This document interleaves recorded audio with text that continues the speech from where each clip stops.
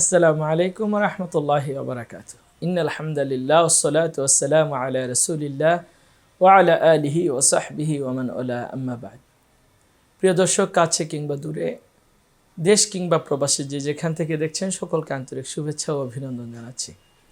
আজকে আমি আপনাদেরকে একটি খুব আলোচিত বক্তব্য নিয়ে কথা বলতে চাই, যেটা আল্লামা মিজানুর রহমান আজহারি হাফিজাহুল্লাহ তিনি নবী করিম সাল্লাল্লাহু আলাইহি সাল্লামকে এর শুরুতে একটি শব্দ ব্যবহার করেছেন, যেটা হচ্ছে কাউবয় বা রাখাল। এই শব্দটা নিয়ে অনেকে আপত্তি তুলেছেন। যারা আপত্তি তুলেছেন তারা এখন থেকে প্রায় 2 যুগ বা 3 যুগ আগ থেকেই একটি গজল বা ইসলামী সঙ্গীত গাইতেন, যে নবী রাখালিয়ার বেশে বিবি খাদিজার আদেশে বকরি চড়াইতেন জঙ্গলায়, ওগো নবীজি কোন সাধনে পাইবে আপনায়। যারা এই গান গেয়েছেন তারাই আজকে মিজানুর রহমান আজহারি হাফিজাহুল্লাহর কাউবয় নিয়ে মন্তব্য করছেন। আচ্ছা, এই মন্তব্য যারা করছেন তাদের কাছে আমার প্রশ্ন, কাউবয়ের বাংলাটা কি? আপনি যে রাখালিয়া বললেন, রাখাল বললেন, এর ইংরেজি কি? আপনি যদি ইংলিশে এই কথাটা বলতেন তাহলে আপনি তো কাউবয় বলতে হতো, নাকি আপনি ইংরেজি সম্পর্কে আপনার ধ্যান ধারণা বা জ্ঞান সামান্যতমও নেই? আপনার এই মন্তব্য, আপনার এই তির্যক মন্তব্য হয় আপনার হিংসার বহিঃপ্রকাশ ঘটাচ্ছে, অথবা আপনি ইংলিশে দুর্বল, এটাই প্রমাণিত হচ্ছে।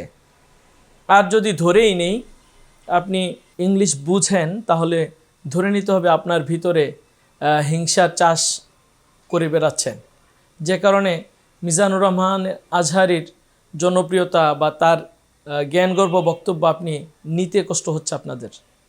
আপনারা নবী করিম সাল্লাল্লাহু আলাইহি সাল্লামকে যতটুকু ভালোবাসেন, আমার তো মনে হয় না যে আল্লামা মিজানুর রহমান আজহারি হাফিজাহুল্লাহ কোনো অংশে একটু কম ভালোবাসেন। তিনিও সুন্নাহর পাবন্দি করেন, সুন্নাহ, কোরআন এবং সুন্নাহর দিকে দাওয়াত দেন। সুতরাং কেন সামান্যতম শব্দের মারপেচ নিয়ে আপনারা এতটুকু সমালোচনা করেন?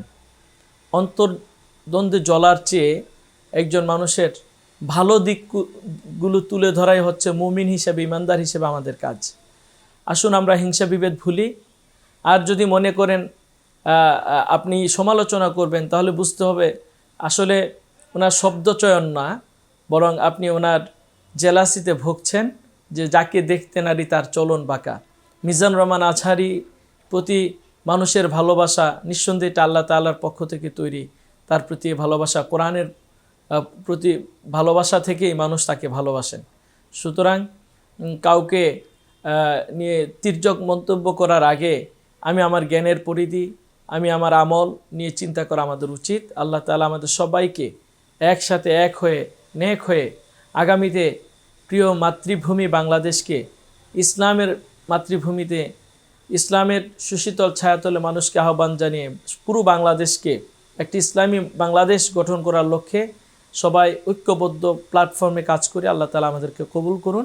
আসসালামু আলাইকুম ওয়া রাহমাতুল্লাহি ওয়া বারাকাতুহু।